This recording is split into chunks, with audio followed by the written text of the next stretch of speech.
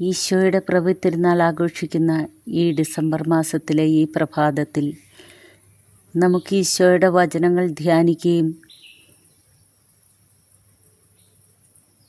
നമ്മുടെ പൂർവികർ വഴി നമ്മളിൽ വന്നു പോയിട്ടുള്ള എല്ലാ പാപങ്ങളും അപരാധങ്ങളും ക്ഷമിക്കുവാൻ ഈശോയോട് പ്രാർത്ഥിക്കുകയും അവിടുത്തെ കരുണ യാചിക്കുകയും ചെയ്യാം. അതുപോലെ നമ്മളുടെ മക്കൾക്ക് വേണ്ടിയും വൃദ്ധരായി മക്കളാൽ ഉപേക്ഷിക്കപ്പെടുന്ന മാതാപിതാക്കന്മാർ അനേകമുണ്ട്. അവർക്ക് വേണ്ടിയും നമുക്ക് പ്രാർത്ഥിക്കാം. ഈ ലോകത്തിലെ എല്ലാ ദുഷ്ടതയ്ക്കുമെതിരെ നമ്മൾക്ക് ഈശോയോട് പ്രാർത്ഥിക്കാം. ഈശോയെ, കരുണ തോന്നണമേ, ഈ ലോകത്തോടും ഈ ലോകത്തിലുള്ള ജനത്തോടും കരുണ കാണിക്കണമേ എന്ന് നമുക്ക് പ്രാർത്ഥിക്കാം. അതിലുപരിയായി ഈശോ നമുക്ക് തന്നിരിക്കുന്ന വചനത്തെ ധ്യാനിക്കുകയും ആ വചനം നിരന്തരം നമ്മൾ മറ്റുള്ളവരിലേക്ക് എത്തിക്കാൻ സാധിക്കുകയും ചെയ്യണം. അങ്ങനെ നമുക്ക് ഈശോയും നമ്മളുമായൊരു ബന്ധം നമുക്കുണ്ടാക്കുകയും ഈശോയോടത്ത് വസിക്കുകയും ചെയ്യാം.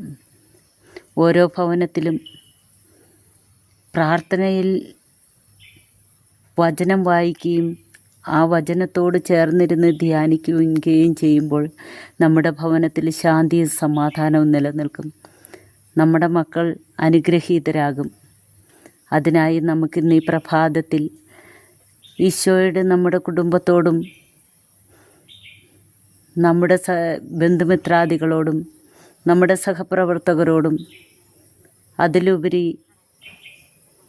നമ്മുടെ ഈ ലോകത്തിൽ വഴിതെറ്റിപ്പോകുന്ന എല്ലാ മക്കളോടും കരുണയുണ്ടാകണമേ എന്ന് പ്രാർത്ഥിക്കാം.